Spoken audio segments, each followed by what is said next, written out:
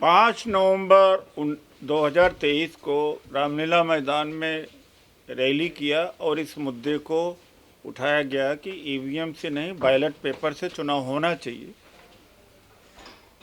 लोगों ने इतना संज्ञान नहीं लिया। जब 3 दिसंबर को 5 राज्यों का रिजल्ट आया तब चौकन्ना करने वाला था कि जहां पर दूर दूर तक बीजेपी के कार्यकर्ता नहीं थे, वोटर नहीं थे, बीजेपी के लोग खुद कहते थे, जैसे मध्य प्रदेश है, छत्तीसगढ़ है, कि अब हम जीतने वाले नहीं हैं। लेकिन रिजल्ट्स बड़े चौंकाने वाले आए।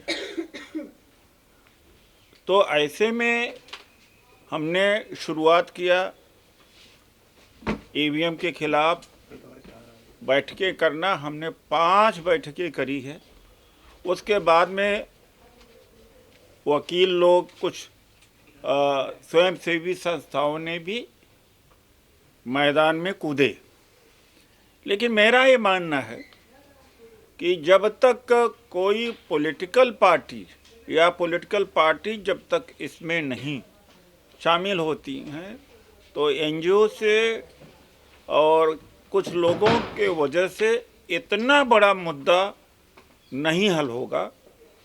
अब मुझे बहुत बड़ी ताकत मिली है। माननीय वामन मेश्राम जी जो वामसेप के अध्यक्ष हैं, हम दोनों लोग सामाजिक स्तर पर मिलकर के तय किया है कि आगामी 19 फरवरी को जंतर मंतर पर ईवीएम हटाओ मोर्चा के तहत विशाल प्रतिरोध होगा। और माननीय खड़गे जी से 2 बार 3 बार वार्तालाप हुई है। कांग्रेस ने 2018 के 84वां प्लेनम में ये रिजोल्यूशन पास किया है कि बैलेट पेपर से चुनाव हो। इंडिया गठबंधन का जब 19 दिसंबर को मीटिंग थी, उसमें भी ये प्रस्ताव पास किया गया कि ईवीएम से चुनाव न हो। अब तक हम सीपीआई के डी राजा जी से और सीताराम येचुरी जी सीपीएम से, उनसे संपर्क किया। कांग्रेस पार्टी से भी संपर्क हुआ और माननीय दिग्विजय जी से भी। ईवीएम हटाओ मोर्चा किसी एक का संगठन नहीं है, आपका भी है। मुझे तो लग रहा है कि 2024 के लोकसभा के चुनाव के बाद यूट्यूब भी बंद कर दिए जाएंगे। जिस तरह से पटना में हुआ, झारखंड में हुआ, चंडीगढ़ में हुआ। इसलिए मैं आप लोगों से भी कहूँगा कि आपका भी मुद्दा है 400 पार। कैसे 400 पार? कल माननीय खड़गे जी ने संसद में बल्कि मजाक किया कि कैसे 400 पार, ईवीएम है क्या? तो ईवीएम से ही 400 पार इनको लोकसभा की सीटें मिलेगी और कोई दूसरा तरीका नहीं है। अगर बड़ा भरोसा है इनको कि इनके कार्यक्रमों के आधार पर लोग 400 सीटें जिताने के लिए हैं तो बैलेट पेपर में आ जाएं। क्यों नहीं बैलेट पेपर आते? और एक नए खुलासे कुछ हुए हैं। भारत इलेक्ट्रॉनिक्स लिमिटेड जो मशीन बनाता है ईवीएम, उसमें 4 डायरेक्टर बीजेपी के हैं। एक और जो मिथ था अभी तक की, जो ईवीएम में चिप होती है, उस चिप के ऊपर कोई और अलग से प्रोग्रामिंग या उसमें चेंजेज नहीं किया जा सकता। वो भी कुछ पत्रकारों ने कहा कि यह भी गलत मिथ है। सॉफ्टवेयर कोई भी हो, चिप कोई भी हो दुनिया में, उसमें मैनिपुलेशन संभव है, कोई भी हो। जब नामांकन किया जाता तो पेपर लिया जाता है, विड्रॉल के लिए पेपर लिया जाता है। हर चीज़ पर आपको पेपर से ही यकीन है।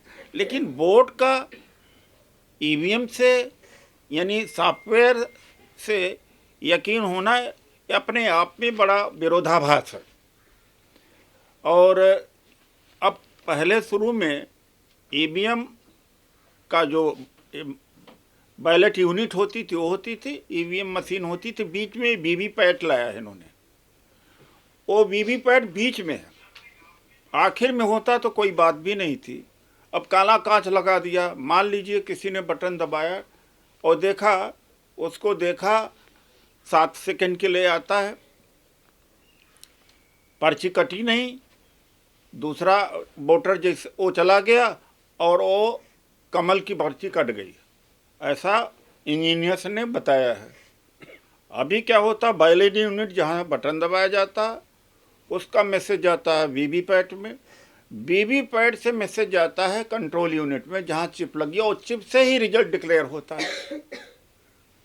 अमेरिका में, नीदरलैंड, जर्मनी, तमाम देशों में ईवीएम को कूड़े में डाल दिया गया। वो बहुत एडवांस हम थे।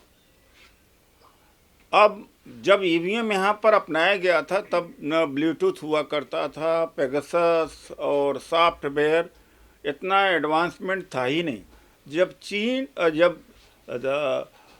चांद और मंगल पर किसी मशीन को यहाँ से ठीक किया जा सकता है तो ईवीएम को हैक करना, ईवीएम को मैनिपुलेट करना कौन सी बड़ी बात है भाई। 19 लाख ईवीएम गायब हैं। अब इलेक्शन कमीशन ऑफ इंडिया को इंडिया गठबंधन से अगस्त में 3-4 बार अप्रोच किया गया समय देने के लिए, अक्टूबर में दिया गया, फिर 21 दिसंबर को जयराम रमेश जी ने लिखा letter election commission of India को, फिर 30 दिसंबर को रिमाइंड किया। Election commission of India BJP का यूनिट हो गया है और इसीलिए election commission of India notice नहीं ले रहा। अब भारत इलेक्ट्रॉनिक्स लिमिटेड जो गवर्नमेंट की ही एक पीएसयूज है, उसमें 4 डायरेक्टर बीजेपी के बैठे हुए हैं। तो अब बैलेट पेपर से चुनाव हो, इसके लिए ऑल पार्टी, ऑल ऑर्गेनाइजेशन, ये किसी एक का नहीं है, ये उदित राज का नहीं है, डॉक्टर ओम सुधा का नहीं है, प्रबल प्रताप का नहीं है और मेसराम जी का नहीं है। ये सब खुला है। मेसराम जी और हम आयोजक जरूर हैं, लेकिन पूरे देश के लिए आह्वान किया जा रहा कि अगर जनतंत्र बचाना है तो 19 फरवरी को जंतर मंतर पर 11 बजे लाखों की संख्या में, हजारों की संख्या में लोग लेकर के आएँ, चाहे जिस पार्टी के हों, चाहे जिस दल से हों। आज देश में जनतंत्र बचाने की बात है। तो इसी विषय पर हमने आज ये प्रेस वार्ता करी है। ईवीएम हटाओ मोर्चा, ईवीएम हटाओ मोर्चा एक कॉमन प्लेटफॉर्म है। इस कॉमन प्लेटफॉर्म का सबका स्वागत है। और कल सुबह 10 बजे north Avenue 192 north Avenue MP flats, यहाँ पर कार्यकर्ता बैठक इस तैयारी हेतु बुलाएगी। तो कल कार्यकर्ताओं के बीच में लोगों के बारे अवेयरनेस के लिए प्रचार प्रसार का ये सारी तैयारी करी जाएगी। तो तैयारी बैठक कल से है। आज सबसे पहले आपको ही यह खबर को बताया गया है। मुख्य धारा की मीडिया खबर उठाती नहीं, शायद उसको हम बाद में बताएंगे। और कल कार्यकर्ता बैठक होगी। कार्यकर्ता बैठक रणनीति करेंगे कि कैसे 19 फरवरी को जंतर मंतर पर भारी प्रोटेस्ट किया जाए और इंडिया गठबंधन के सभी पार्टियों को हम अप्रोच करेंगे और सभी पार्टियों को आने के लिए दावत देंगे। बिना पॉलिटिकल पार्टीज के शिरकत के ये मुद्दा का कोई निराकरण नहीं हो पाएगा। जब किसान अपनी समस्या के लिए किसान लड़ता है तो ये पॉलिटिकल पार्टीज का मुद्दा है। पॉलिटिकल पार्टीज को लड़ना चाहिए।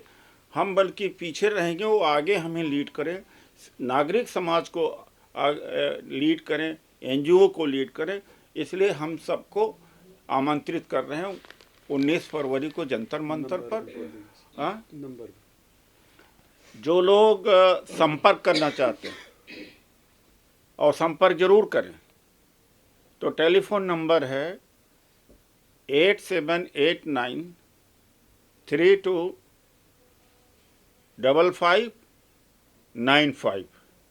इस पर संपर्क करें और कुछ योगदान के लिए, चाहे आर्थिक योगदान या भागीदारी का योगदान, ये अब बातों से बात नहीं बनेगा। जो अत्याचार जुल्म इस देश में हो रहा है। धन्यवाद।